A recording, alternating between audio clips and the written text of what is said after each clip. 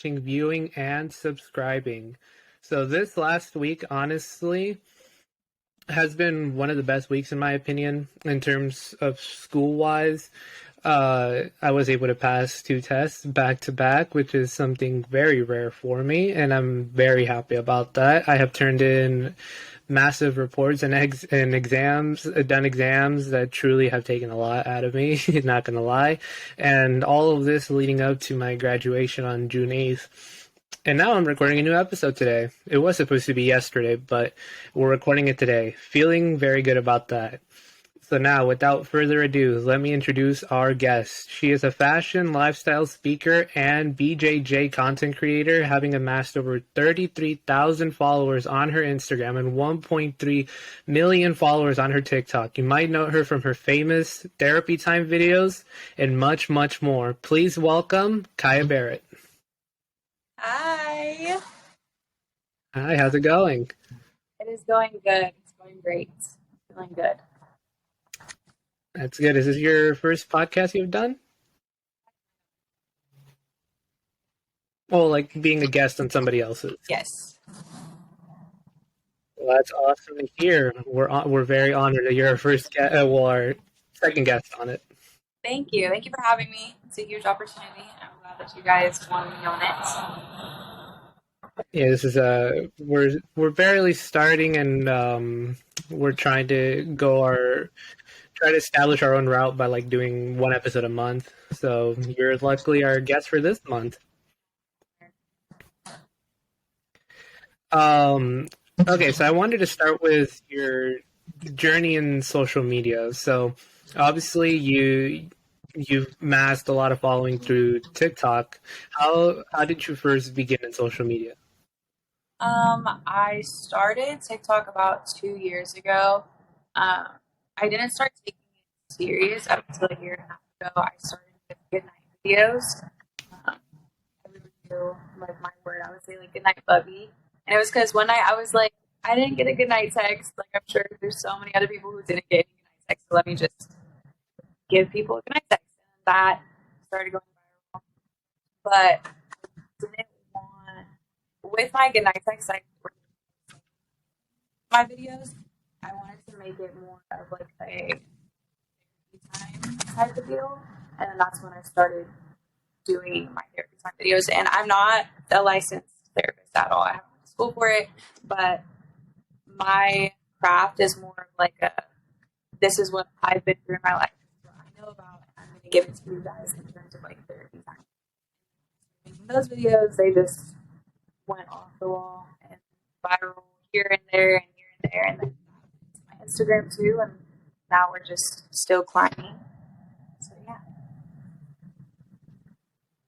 That's awesome to hear. And how did you feel when you saw your first viral video in a way? Either on Instagram or TikTok? Kind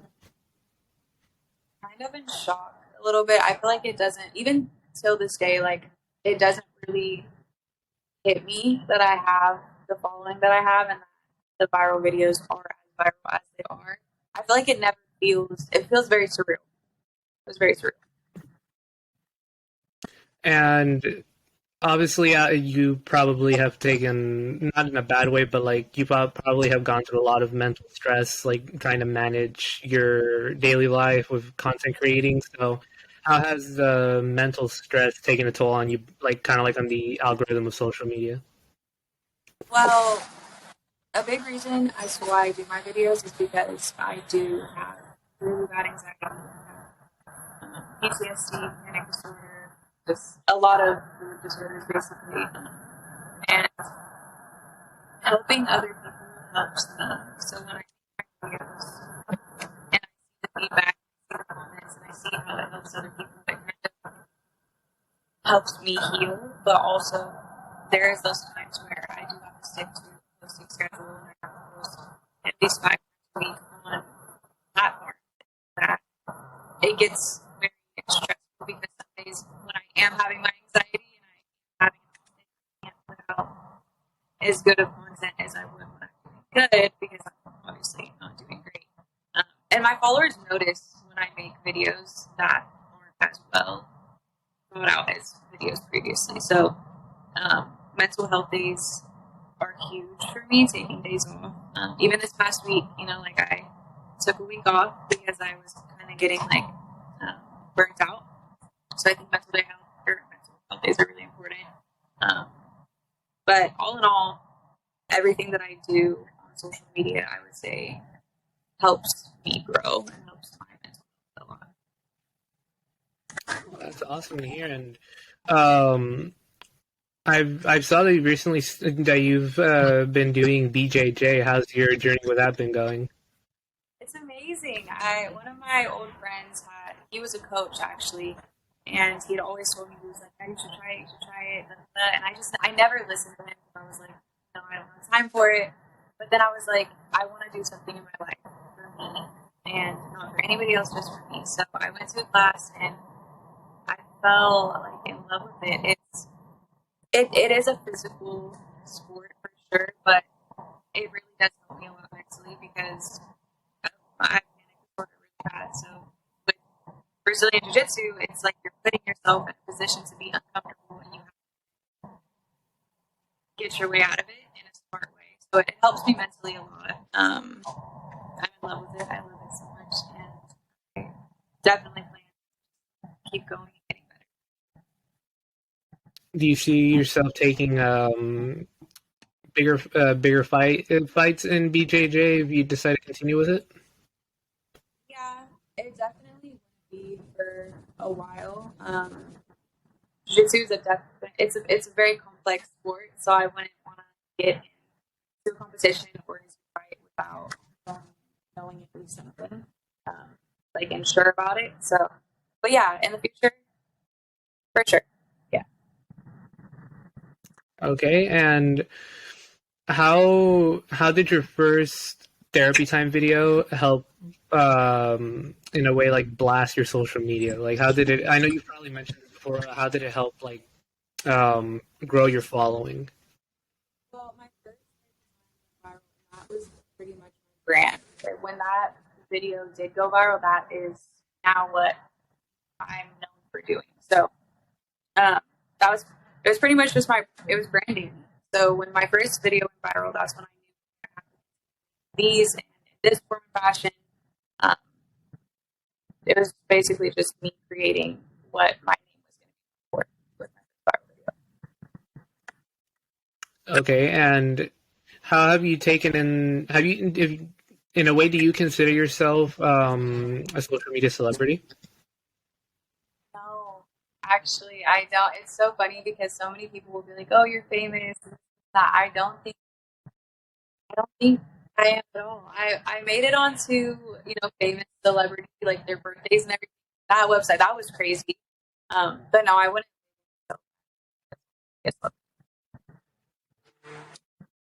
Okay, and just to let you know, there is some feedback coming out of your from your end to mine. I don't know if it's the volume on your background or something. I don't know if there's something you can fix it.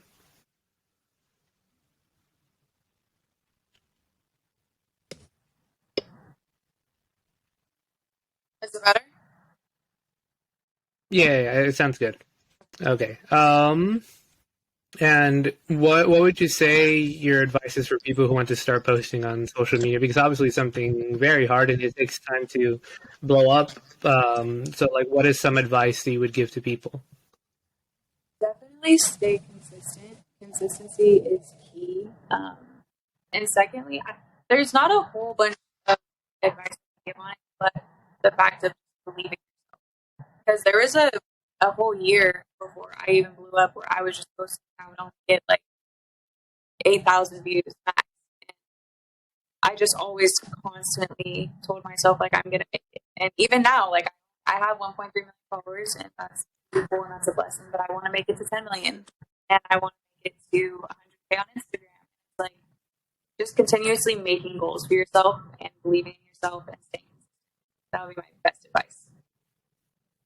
Yeah, even for me, I do many things on social media as well, and even on TikTok. I only have 36 followers, but like I'm hitting like 200, 500, 700 views on videos, but it's just because I'm in a way consistent, but not in the same way consistent like other people are. Like when I post something, it's because I'm proud of how it goes. No matter how long it takes, I'm proud of how the outcome is going to be. And I rarely check that and check like how many views I get and all of that. And it's also because that was something that I learned from. I have a friend who's also like really big on social media, so I learned that from her to not focus my attention too much on the followers, but mainly on creating things that make me happy and are worth it. So I understand your advice. And have you worked with any other content creators throughout your entire social media journey? I have not. I've had opportunities to. Um, I just I feel better just making the content that I make. If I had the opportunity to do something in terms of collabing with someone who does motivational speaking as well, for sure. But there's not a lot of mental health creators out there, so it's kind of hard to find people to collab with that are in the same type of category. Okay, and have there been any creators that you hope to work with outside of like your therapy time videos and all of that? Is there any creators that you hope to work with like for YouTube, for Instagram? I kind of have been like shooting for the stars a little bit. There's no like small like creators. I mean, it's a huge dream of mine to like be on Steve Harvey and like talk to Ellen and like more so people like that. But in terms of YouTubers or any of those, no, not that I know of right now. And for those who have recognized you on the streets, how do you take that in? Because I would assume it's kind of like shocking at first, but how do you take that in? I honestly sometimes I forget. Not even sometimes. I always forget that I have a huge presence. So I'll be at a store and there will be people staring at me and I'm like, "What are you looking at?" And like at first, my first reaction, we have a problem. But then they'll come up to me and be like, "Oh, I know you on TikTok," and I'm like, "Oh." And there's been a couple times where people have actually gotten emotional, told me their story, how I helped them.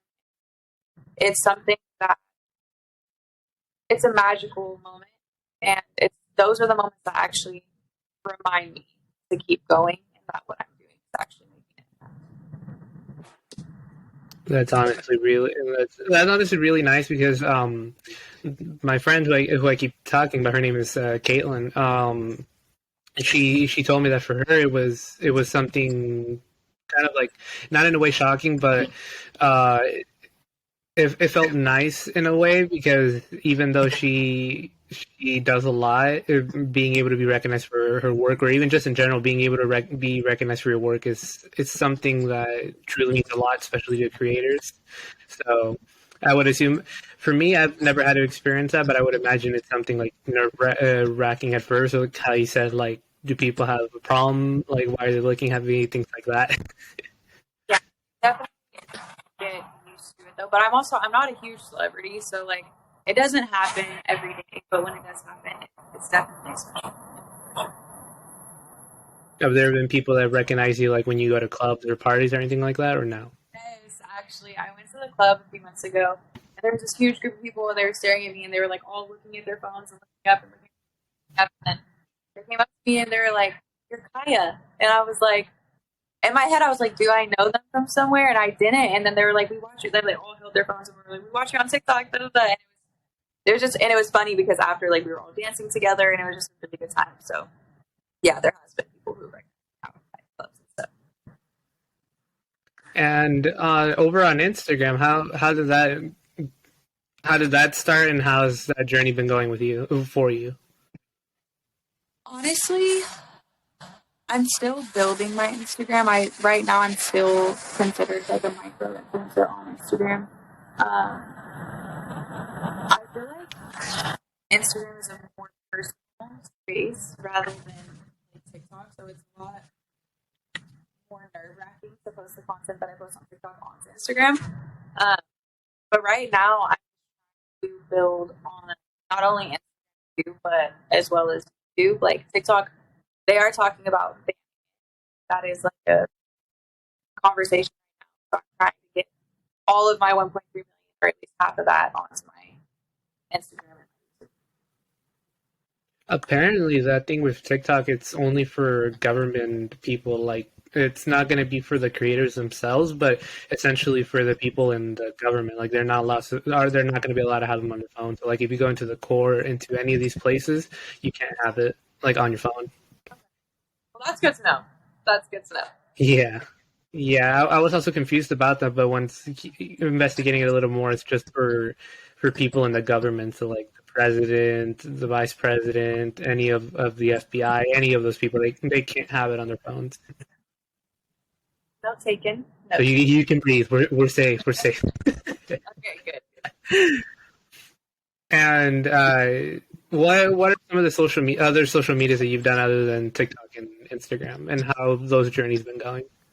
YouTube is what I'm primarily focused on right now. I'm just trying to get everybody to my YouTube and my Instagram, but my YouTube is most important. I have roughly like 27 videos on there right now. I post twice a week. TikTok is more of a tool and a great start to have, but it's not a career. You know, there's a lot of opportunity in YouTube, and there is a lot of revenue that can be made on YouTube, and names that can be built as well on YouTube. So now that I already have a pretty good name for myself on TikTok, I'm just trying to post consistently on YouTube and give my followers and everything what they want on there. But the goal is by August I should have 50 to 100K on YouTube, which should be pretty easy. Yeah, if you use that influence wisely from TikTok, it for sure will happen.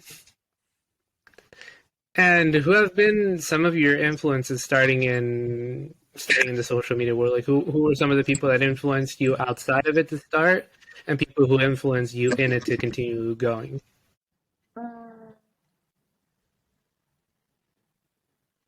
My grandparents outside, for sure.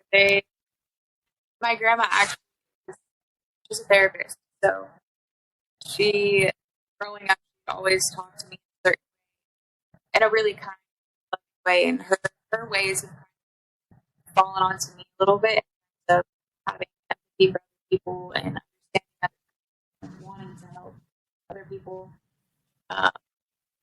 and just myself. Like that might sound cocky, I don't know, but I'm a huge inspiration for myself.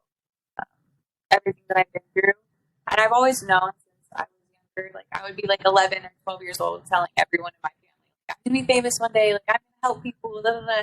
So this is a dream that I've had since I was inside of social media. Who's influenced me? Everyone that I watch that has like helped.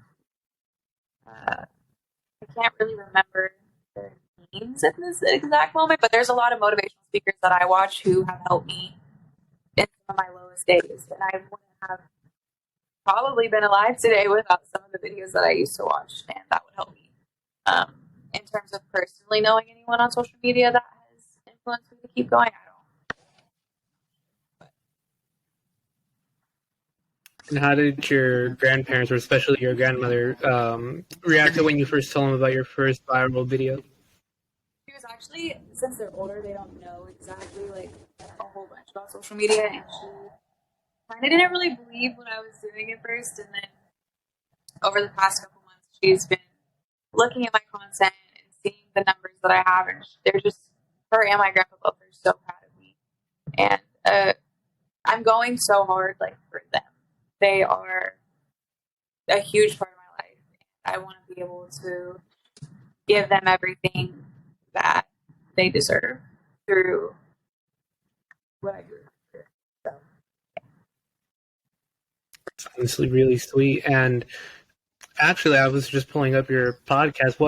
For those who don't know, Kyah actually has a podcast called Calming Chaos with Kyah. What made you come up with that name for your podcast?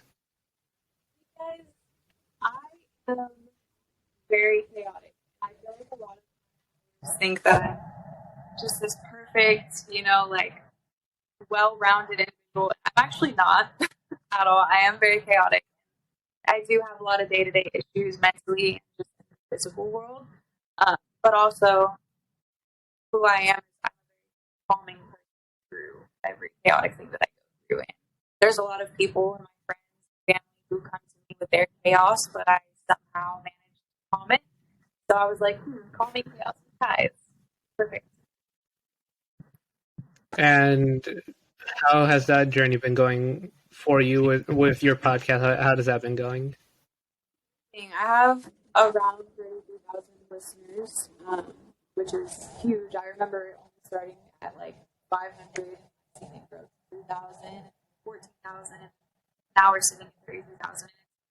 It's amazing to see the feedback like from my podcast episodes and how it helps people.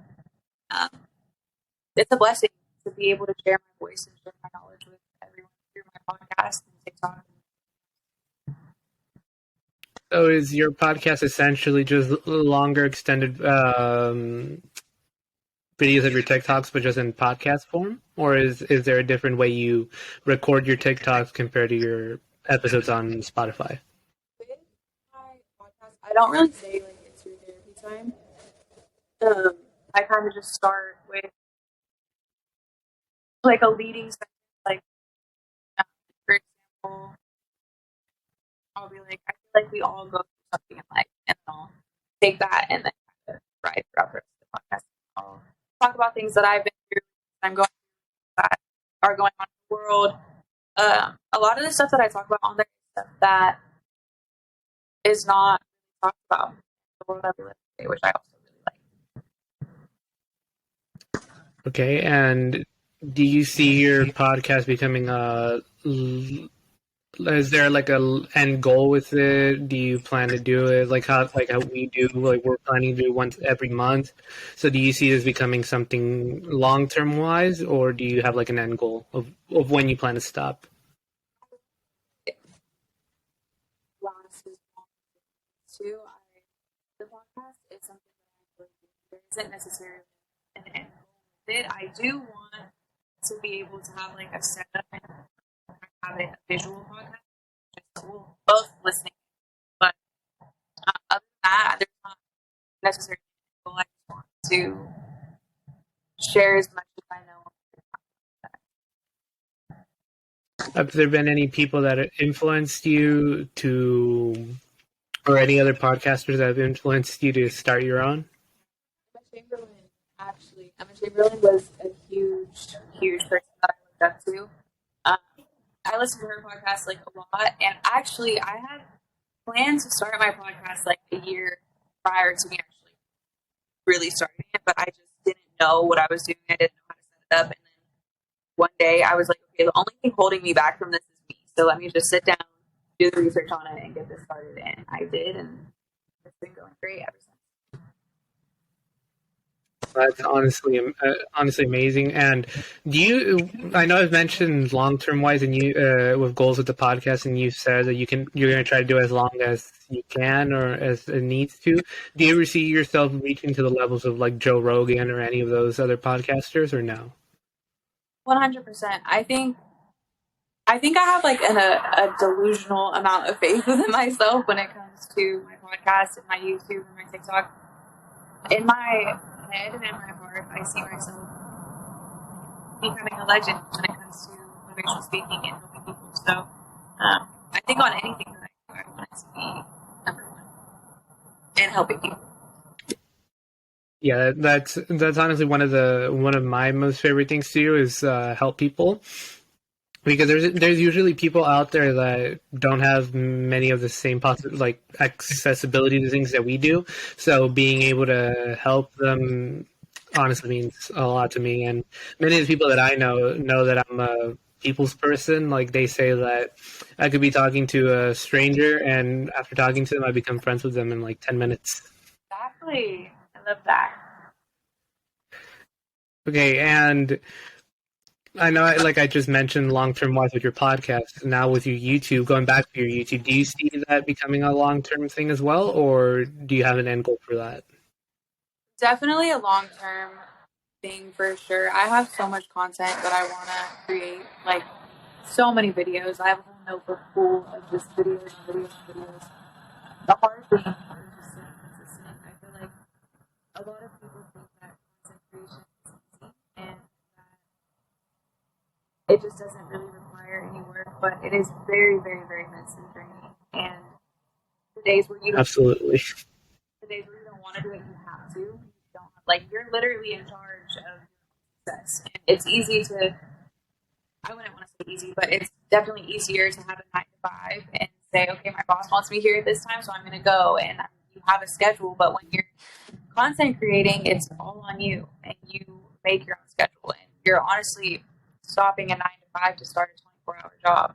So it definitely gets tiring for sure, but the goal is to have a huge channel and a huge family of mine on there. I look at all of my followers as my family.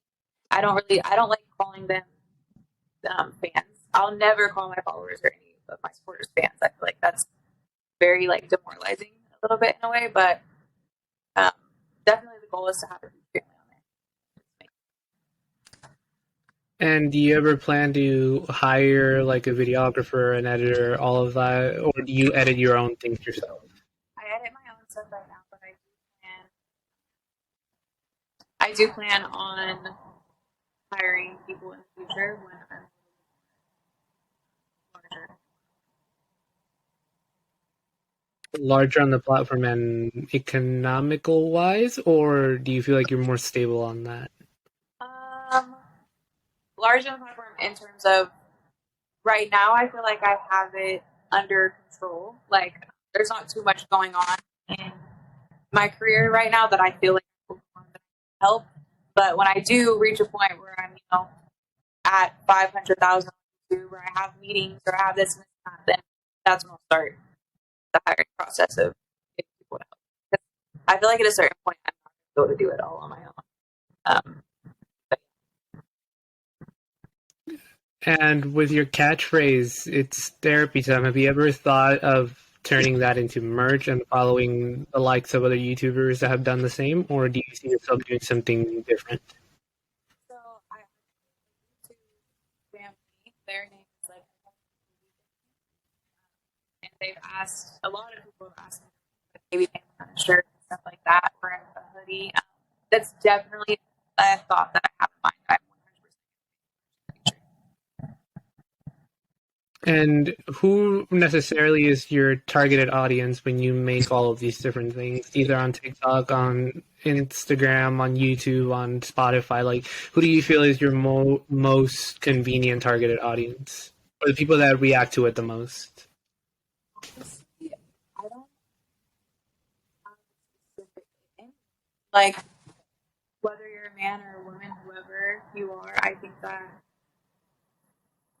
that you're a liar if you say that you're just perfectly fine all the time and that you don't need help. I think us as people were meant to crave human connection and need help at some point. And I think that the people who are too afraid to ask for help think that they can fix everything. I think my videos definitely. And with, I know that sometimes there's people that reply to like your TikToks on the comments on Instagram and all of that. Who is what is like your most comments, like more male people commenting, more female people commenting? Like, who are the people that have that told you that they felt more inspired by your content?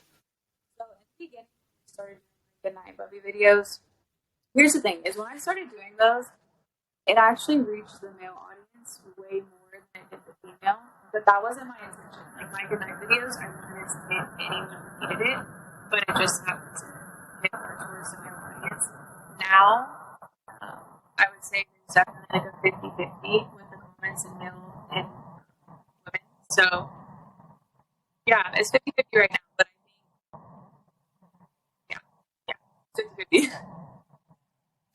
So there was never a plan to have more of a specific target audience. So you never had plans to make it just more male content, more female content. It was just like in the middle, or was there a specific plan or something? I just wanted it to reach it.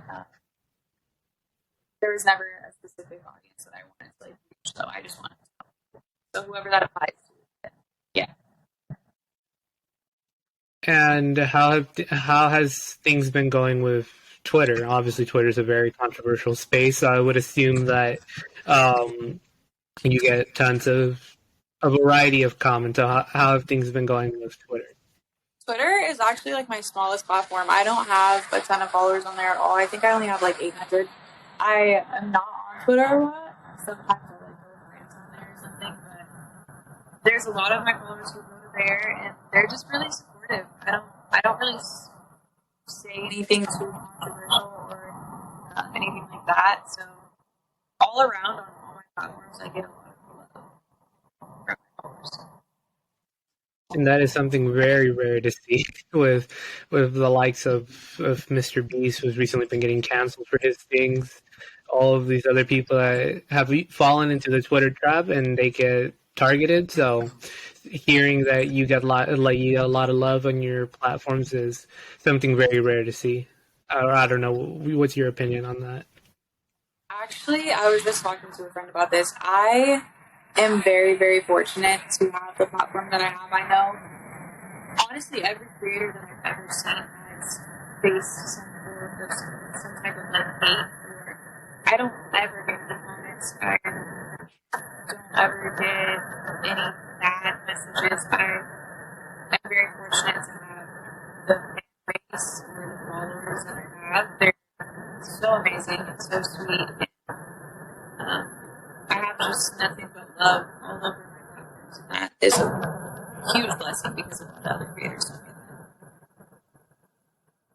get that. And if you ever, if for whatever reason something happens and people start canceling you, how do you think you would react to that? Would that be like the end of the world for you, or would you just be like, oh, it's like a break from social media? I think that no matter what you do in this life, there's always going to be someone that doesn't like you. I think that if I were to maybe I would just keep doing what I love. I think that no one else can see regardless of what reactions. I do make it a point to I don't ever put anything that is meant to be and I actually did post a video recently. It was about taking accountability for your own hurt in relationships, and that was the first video that I didn't necessarily get hate comments, but people were upset with my approach in the video, and that took me by surprise because I was like, wow, like I didn't mean like anything harmful in this video, but some people took it the wrong way. And then I made like kind of like a video after that stating what I meant in that video, and so there was that happened, but even that didn't stop me. Like I didn't take the video that I posted down because I meant everything that I said. So it's either you kind of define your audience. If they want to stick with you, they stick with you. And if they decide that they don't like you anymore, they don't like you anymore. But that has nothing really to do with me. That I'm just what I love, and I'm going to stick to that. And obviously, with social media, there's lots of downsides to it. What are some of the downsides in your opinion, and what do you think it could be done to be improved? I feel like everyone's just focused on the wrong things. You know, the world that we live in right now is very ugly. It's not very loving, and I think social media definitely plays a part in the bad side of that, and putting people down, body shaming, and you know, we have models and people who we think that we need to look like men or women. I think it plays a huge role in why the world is how it is today. So, yeah. And honestly, how do you think that other people, when they, if there's people that don't know you, what is like your first instinct to, like, when they discover your social media accounts? Um, So like if they just saw your first video, like what is usually their first reaction, like when they first discover either your TikTok or your Instagram? they usually just say thank you. I get a lot of emails and a lot of DMs just saying thank you and thank you for saving my life. Just thank you for that. That's usually the initial reaction. And have there been any things that you would love to do outside of social media? I know BJJ is one of them, but are there other things that you would like to do outside of social media? Travel. I love traveling. There's a whole bunch of stuff that I want to do. I'm not very materialistic, so traveling would be a huge thing. I love horseback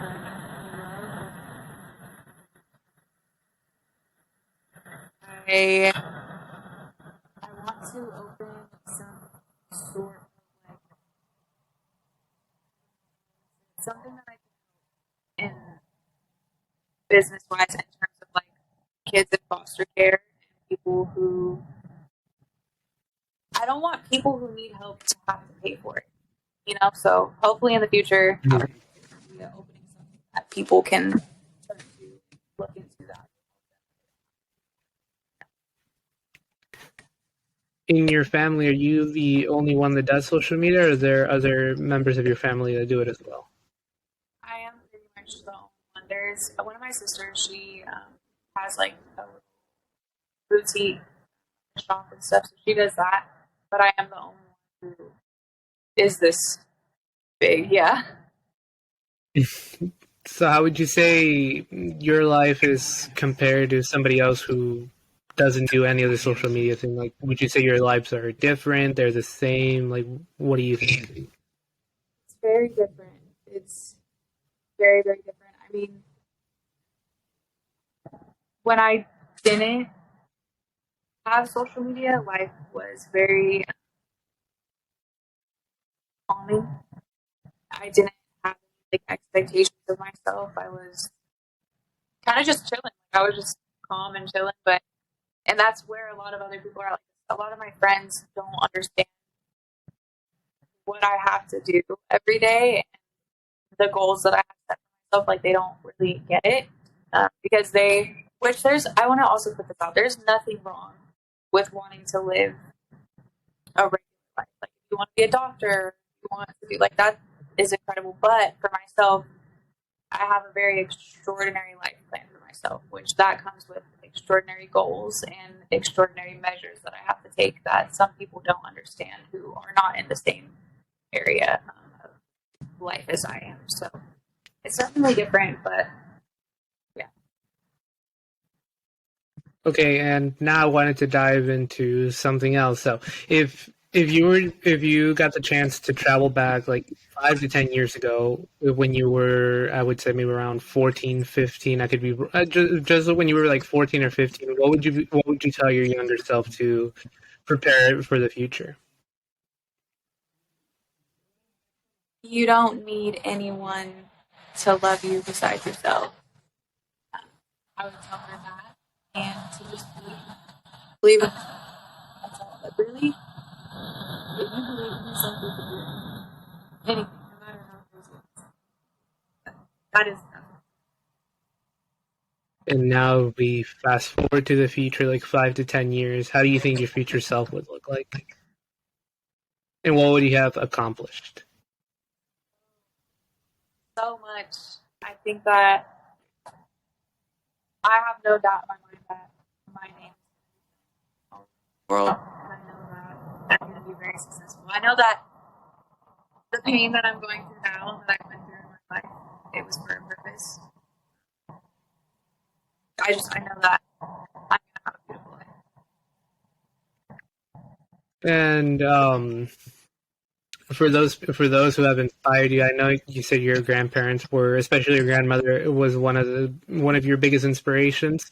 So what would you tell her once in the future, if you once you get like really big on everywhere? What would you tell her? Like, what would be your words of thank you, or what would it be? Anything she wants, really. If she could ask me for anything. I mean, really, giving her as much of the world as I can. What I do now, what I do every day is a bit key to her. So, And how would you there's something I was trying to say. Would you ever? Are there any other skills that you would like to learn other than BJJ or doing all these other things? Are there any other skills that you think that learning will help you in the future? I feel like that's a wide question. Like, yes, but I don't have anything in specific that I would want to learn. But there's always Like, I like what are like maybe name like two of the things. Like, I'm just curious. I know it's a vague question, but like, what are some of the two things that you can think of the top of your head? like public speaking. Be a big one, like an audience and public speaking. And then second, I want to like master editing. I want to get really good at editing Really?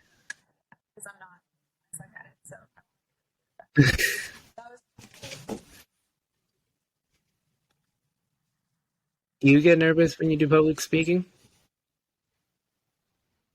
It depends. If I wake up with anxiety that day, then probably. If I wake up with no anxiety that day, then probably.